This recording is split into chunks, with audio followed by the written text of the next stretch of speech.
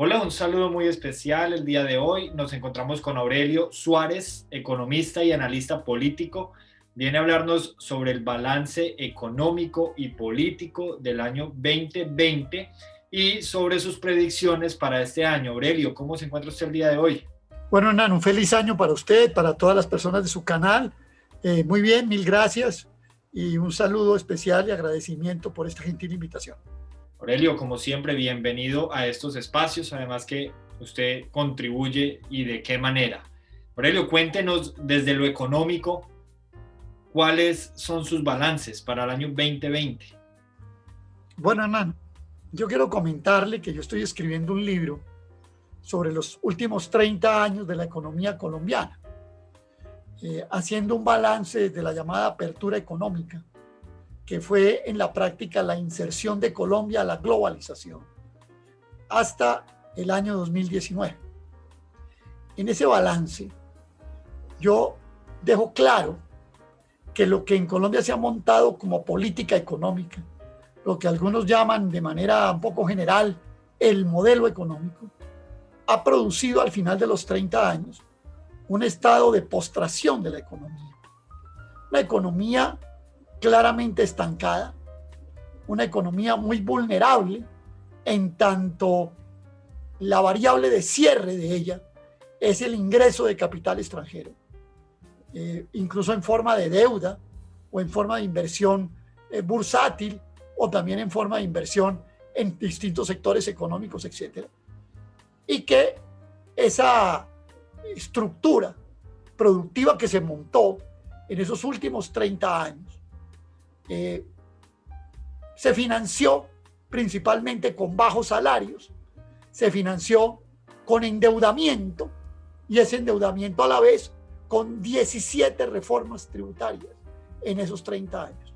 17 reformas tributarias en las que hoy el balance del estatuto tributario es que los impuestos indirectos, el IVA, el 4 por mil, los impuestos al consumo, los impuestos a los combustibles, entre otras, o el IVA a bebidas azucaradas y a la cerveza, son el mecanismo fiscal principal para el cumplimiento de las obligaciones del Estado.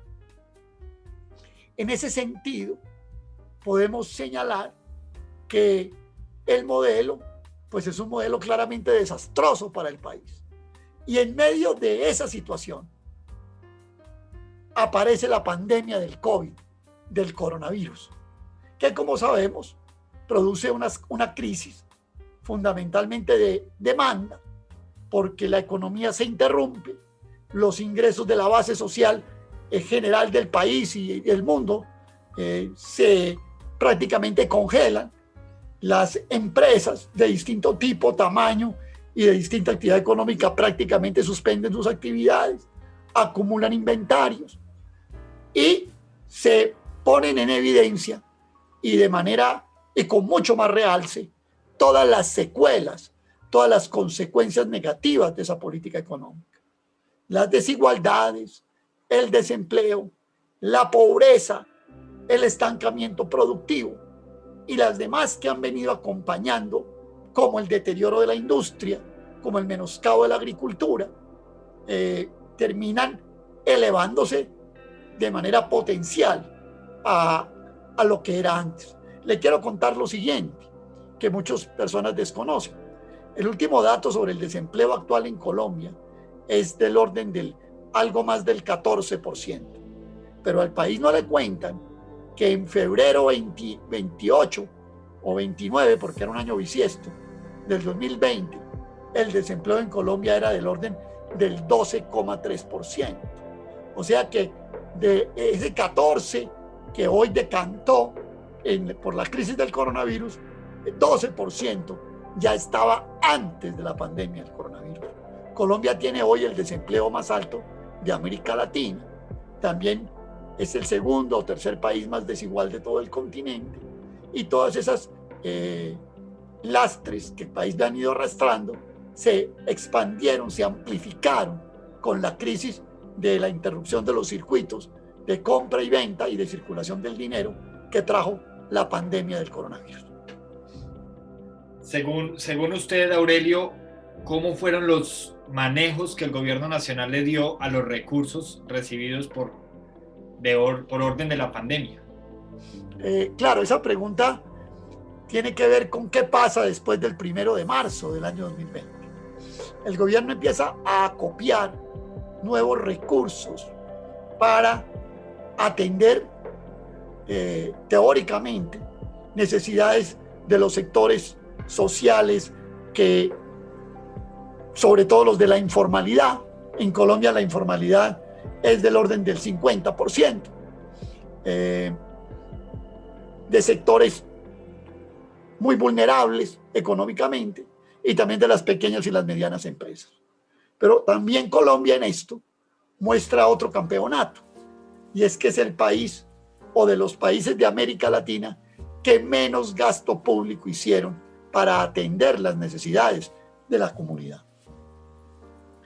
El gobierno habla, por ejemplo, Hernán, de 3 millones de personas que reciben un ingreso solidario que en 6 meses sumó 480.000 millones de pesos.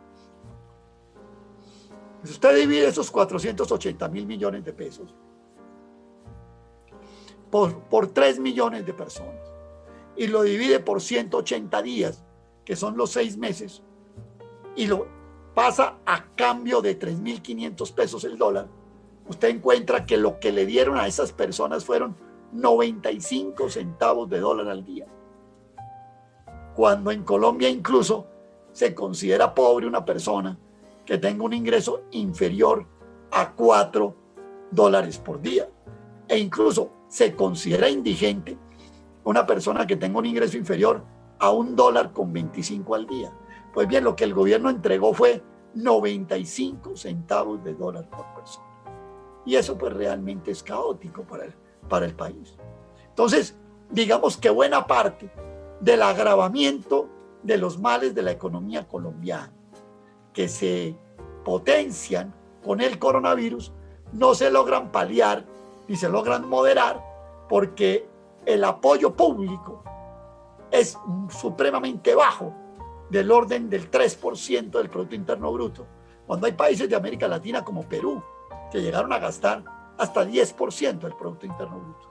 Entonces, una economía que venía patichueca, que se le acaba de agravar la situación con el COVID, y una política pública del gobierno, como dice el mismo ministro de Hacienda, chichipata por parte del gobierno de Duque, una política fiscal muy reducida, muy precaria, que no logra resolver el problema de la crisis.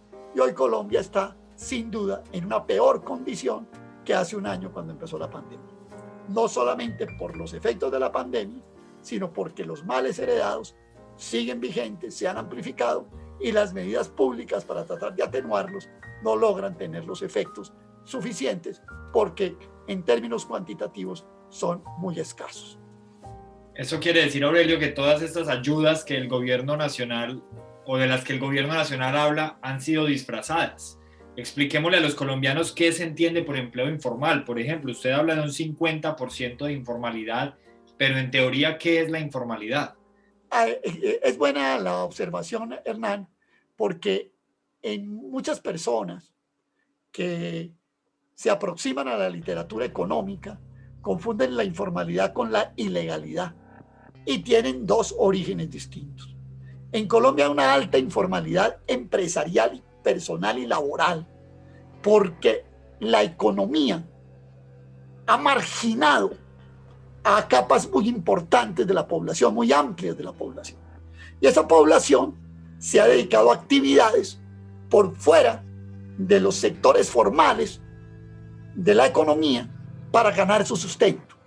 Cuando hablo de eso, hablo de venteros ambulantes, hablo de empresas unipersonales, de ejercicio de profesiones libres, y en general esa informalidad se caracteriza principalmente porque se coloca por fuera de los sistemas de seguridad social.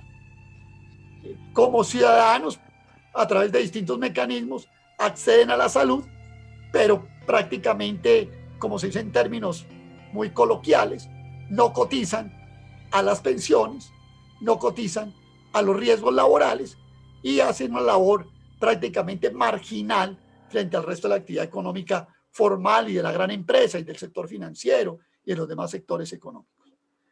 El grupo de personas que hoy se dedican a actividades informales en Colombia o antes de la pandemia eran en Colombia de 22 millones de ocupados, entre 10 y 11 millones de personas estaban en esa informalidad. Y usted tiene que entender que cuando viene un tsunami como el que trajo el coronavirus, estos sectores son los sectores como tienen menor agarre frente a la actividad económica, pues son los primeros que salen, cortados, son los primeros que salen mal marginados, son los primeros que pierden el canal de ingreso que tienen o que ellos mismos han logrado construir. Y ahí el gobierno atiende muy poco esas necesidades. Y buena parte de los contagios, Hernán, por COVID, por coronavirus, se han dado precisamente porque estas personas, ante la poca ayuda del gobierno, se ven forzadas a tener que ir a buscar su sustento a la calle y ahí se producen pues los contactos múltiples, las aglomeraciones, etcétera, que terminan llevando a la gente a los hospitales y en algunos casos hasta el cementerio.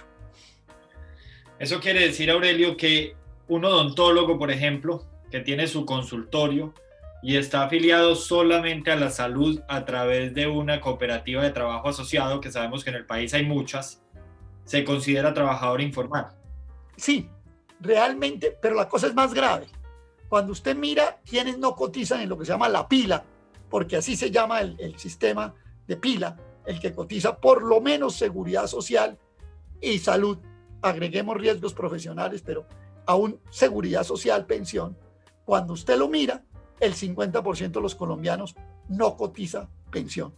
Pero algo más grave, y lo dice la Asociación Nacional de Instituciones Financieras, si usted mira quiénes lo hacen durante las 52 semanas del año de manera continua, sin solución de continuidad, apenas el 25% sería estrictamente formal. Hay otras personas que tienen empleos temporales o los llamados contratos por servicios, órdenes por servicios, que cotizan 6, 7 o 8 meses al año, pero no lo hacen de manera continua. Cuando usted mira qué porcentaje de la población es el porcentaje que está cotizando en todos estos renglones y de manera continua, apenas uno de cada 4 ocupados en Colombia cumple ese requisito. Y son precisamente ellos los que no tienen derecho a las posibles ayudas del gobierno. No, el gobierno ha hecho una cobertura. Le quiero contar que yo creo que el gobierno hoy tiene a Colombia entera en sus respectivas bases de datos. Ha hecho una cobertura. Hay unos que los cubre a través de los llamados programas sociales, los programas Colombia Mayor o Adulto Mayor, Jóvenes en Acción, Familias en Acción, y a ellos les entregó una mesada adicional, que tampoco es mayor cosa.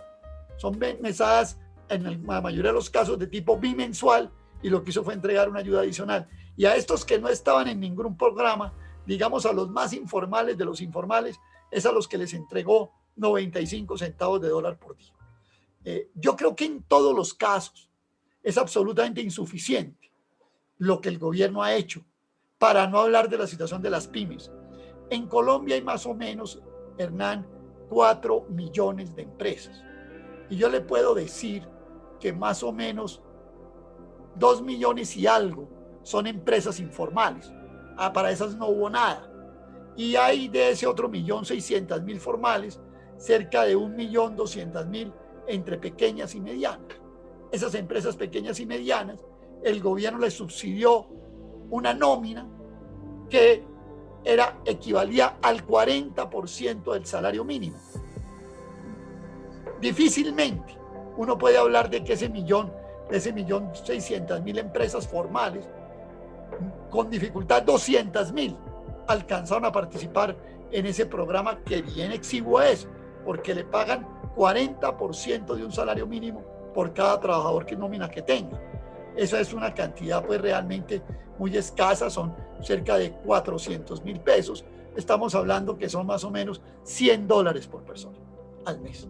Entonces, yo creo que quienes están escuchando este programa y dicen, la ayuda a 200.000 del 1.600.000 empresas fue de $100 al mes por trabajador. Y la ayuda a los que estaban en la informalidad es de 95 centavos dólar al día, o sea, de $30 al mes.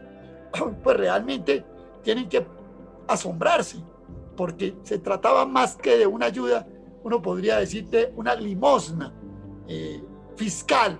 Esa es una figura que aparece nueva en los gobiernos, es lo que yo llamo una limosna fiscal que el gobierno le dio a estos sectores. Grave panorama, Aurelio. Seguramente viene en camino, se está cocinando una reforma tributaria, porque ellos dirán que el gasto público fue muy alto, ¿cierto? Hablemos de lo que se espera para este año, año en el que creíamos que íbamos a darle término a la pandemia, pero yo que estoy por lo menos en Europa, aquí se esperan unos confinamientos más largos y más contundentes que los del año pasado. No sabemos qué vaya a pasar en Colombia, pero si se repite lo que sucedió en el año anterior, y es que aquí empezamos a confinarnos y semanas después empezaron a hacerlo en Colombia, podríamos estar frente a un año con más obstáculos que el 2020. ¿Usted qué opina? Hace algún tiempo un medio de comunicación, el diario La Economía, me preguntó sobre qué opinaba yo de los anuncios del gobierno de que íbamos a crecer al 5% en el año 2021, cayendo al menos 8% en el 2020. Yo dije que de eso se trataba prácticamente de una ilusión. Yo veo que con mucha dificultad, incluso Hernán, sin confinamientos y con vacunación, yo veo que con mucha dificultad Colombia pueda recuperar siquiera llegar a un 2 o 3% de la economía. En Colombia el ejercicio económico oficial ha consistido en que todos los años estas personas hacen unos diagnósticos, hacen unos pronósticos y empiezan en el transcurso de los 12 meses a ir corrigiendo los pronósticos. Entonces en Colombia va a crecer al 5 y termina creciendo al 3. Entonces van ajustando a la baja y tratan de, es decir, si hay un país donde los pronósticos económicos son equivocados, ese país se llama Colombia. Yo descreo mucho que el país pueda reacondicionarse, y más con la estructura económica que traía antes de la pandemia, para crecer al 5%. Colombia no crece al 5% hace cerca de 7 años. No veo por qué ahora, en plena pandemia, sin garantizar vacunación ni mucho menos, el país se va a poner en una tónica similar. Agreguemos esto, Hernán. Hoy estamos a 12 de enero del año 2021 y hay 43 países que ya están vacunando. Han aplicado, según el portal Bloomberg, 30 millones de dosis de vacunas. Colombia no ha empezado todavía a vacunar y se dice, en términos muy inciertos, por parte del gobierno Duque y del ministro de Salud, que ya avisarán la fecha en la que se va a empezar la vacunación. Entonces creo que ese es un dato que vale la pena mencionar, porque cualquier recuperación tiene que pasar necesariamente por un plan amplio, acertado, eficaz, bien coordinado de vacunación, que produzca un fenómeno de inmunidad por lo menos en el 70% de la población, que pueda llevar al país a volver a desempeñar las actividades que antes llevaba a cabo y que están claramente interrumpidas. Entonces, yo creo, Hernán, que no hay ninguna perspectiva positiva y en el mejor de los casos uno podría decir que esta economía crecería al 2% o al máximo al 3%. Pero partamos de un hecho: Colombia ha estado en recesión, está en recesión económica, el país tiene 2 trimestres seguidos creciendo negativo y entonces y con un acumulado al final del año que puede estar entre el 8 y el 9%. Entonces, a partir de una recesión y de un menos 8%, decir que Colombia va a crecer al 5%, pues prácticamente no deja de ser realmente un engaño. O como lo dije yo en una entrevista que ya mencioné, no deja de ser sino pura paja. Es cierto, es una cruel realidad, Aurelio. Para ir cerrando, expliquémosle a quienes nos ven ¿Cómo fue el aumento del salario mínimo en términos de dólares? ¿Y por qué se debe contemplar en dólares y no en pesos? Bueno, yo creo, Hernán, que lo primero es que hay que señalar que en la economía global, referentes de precios importantes, como el del salario mínimo, por ejemplo, debe hacerse en dólares, porque estamos en marco de una competencia global. Colombia tuvo un aumento de, digámoslo, 32.000, vamos a ponerlo en 35.000 pesos mensuales, el aumento del salario, es decir, de 1.000 pesos diarios. Estamos hablando 1.200 pesos diarios. Estamos hablando de que si el dólar está a 3.500 pesos, esto no alcanzó ni a ser 30 centavos de dólar al día que se aumenta. Realmente en Colombia el salario por hora no supera el dólar con 20 en salario mínimo. Mientras en Estados Unidos, usted muy bien lo sabe, el salario por hora está entre 7 y 8 dólares, aunque hay estados que suben hasta 15 dólares por hora. En Colombia está en 1.20, 1.10. Entonces lo que decidió el gobierno y las grandes empresas es que ahora el salario por hora va a ser de 1.12, de 1.13. Eso realmente es muy exiguo, pero tiene que ver con un hecho. El hecho es que Colombia, que orientó su economía al libre comercio, las incluyó en el marco de los tratados de libre comercio, al incluir la economía bajo ese parámetro económico, pues trata de competir en los mercados internacionales con bajos salarios. Entonces, fíjense usted qué es lo que se ha configurado. Juntemos lo que hemos dicho aquí. Un modelo económico que le produce al país serios quebrantos en el frente externo, déficit externo, que los financia con endeudamiento, y ese endeudamiento, para poderlo pagar, se financia a su vez con bajos salarios o impuestos e impuestos indirectos como el IVA, el 4 por mil, etcétera, etcétera. Es un modelo realmente macabro lo que hay en Colombia. Alguien decía que